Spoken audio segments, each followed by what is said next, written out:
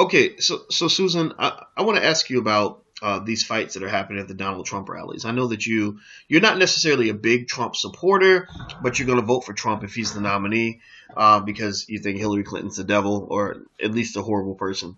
Now, A very horrible person, and I think calling her the devil is an insult to the devil. But okay, whatever. Yeah, I don't okay, like Hillary. No. okay, okay. So well, neither do I, but I don't like any of them. So you see these fights, this violence erupting at the Trump rallies, and Donald Trump is saying that it's the the protesters that are instigating this, and then other people are saying no, it's the Trump supporters who are just over the top. What is your take? I mean, who do you think is at fault in these I situations? I do think it's the protesters, and these are paid agitators who it's unclear whether it's Bernie Sanders or who it is that are dispatching these protesters. But the rallies that don't have the protesters are fabulous rallies. People are excited and enthusiastic and cheering and just so engaged with the candidate and with the process that it's a beautiful thing, whether you like Trump or not. When these protesters show up and attempt to suppress First Amendment rights, I mean, Trump is allowed to have his say and people are allowed to come and listen to him, then it gets very ugly. The most compelling response I've heard is that Trump's rhetoric encourages this kind of outburst. I don't think so. I think we have to put responsibility where responsibility belongs. You show up at a rally with the intent to disrupt and upset and prevent somebody else's freedom of speech. Well, it's on you then. It really is on. Well, what do you think? I think it's on the protesters. What do you think? Well, I think it's on the person who throws the first punch. I can come to your house and say whatever I want about you, any inflammatory thing. Susan, I hate your pink blouse. It looks horrible. I look nice in pink. Come on, I look nice. You're right. I could say some nasty things to you, Right. but if you haul off and slap me or punch me, you're the one that's going to go to jail, I right? don't disagree. I don't disagree. I was talking with my son about this the other day.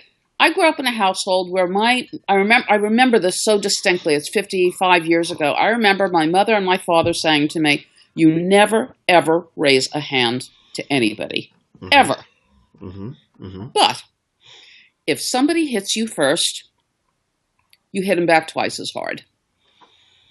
Okay, I don't think that's bad. And updated. Somebody pulls a knife on you. You pull a gun on them. You don't allow yourself to. That's it. I mean, that's the Chicago way, right? I've seen on a million times. That's the The Chicago way. Chicago way. Chicago way. They bring a knife. You bring a gun. Don't let anybody do that to you. I think that's the American way because America is a country that manufactures. We have more guns than people, so I think that's the American way more so. I mean that's why we have all these mass killings and stuff here. And I it's don't not think that's why we have. it's not as prevalent in other countries though. I don't think that's why we have. Canada doesn't have that problem. Other countries other countries that have better gun control and less gun manufacturing capability tend to not have as much insane violence. I don't really mean to diss Canada, but I was reading yesterday about their Prime Minister, Justin Trudeau, otherwise known as Prime Minister McDreamy. I mean, he's a very cute guy. I mean, he's undeniably a very cute guy. But he said yesterday, if you kill our enemies, they win. Mm. If you kill our enemies, they win. What? Meaning they're going to become martyrs? Oh, God, no. We're talking about Well, ISIS. We're talking about crazy people. Neither here nor there. Let's no, not no, get. no, no. I think that's a good point to make, though, because I actually speculated that, and I still do, that, as terrorist attacks happen around the world, it's going to increase Trump's stock. I think it's going to increase Absolutely it his will. support because, Absolutely it will. right, because I really think that people tend to lean toward conservatives and the Republicans, in When times of, we're feeling at risk. When yeah. we're feeling at risk, we want the grown-ups in place. We want the smart guys in charge, not the liberal weenies, the tree huggers. I have no tolerance for the liberal weenie tree huggers. You're grown up here because we're in a position of serious threat. We are seriously at risk.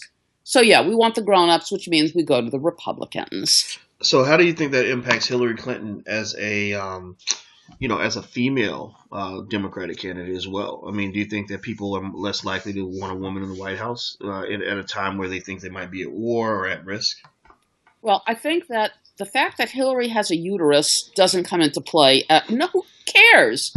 Who cares? I'm to use Hillary's line. What difference does that? It doesn't make any difference. Look, I think Hillary's going to be indicted before this comes to election, in which case she's not even going to be the candidate. No, I don't want her with her finger on the button to ignite a nuclear war because I do not like her. I do not like anything about her. I think she's just vile. Mm. But yeah, Donald Trump's stock goes up every time we feel at risk. We want a badass. We want someone who recognizes that when we're under attack, when we're at risk like this is not the time for, being the scholar gentleman.